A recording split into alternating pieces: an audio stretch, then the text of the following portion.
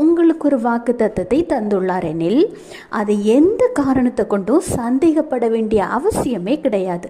சில வாக்கு தத்தங்கள் நிறைவேற காலங்கள் ஆகலாம்.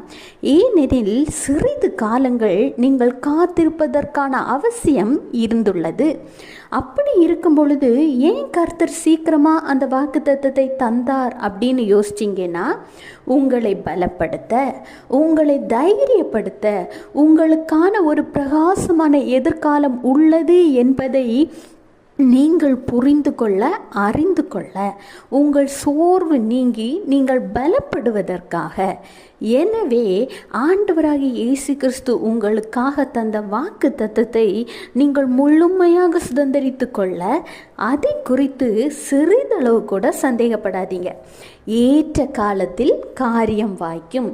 வெயிட் பண்ணுங்க. Have a blessed day. Jesus bless you.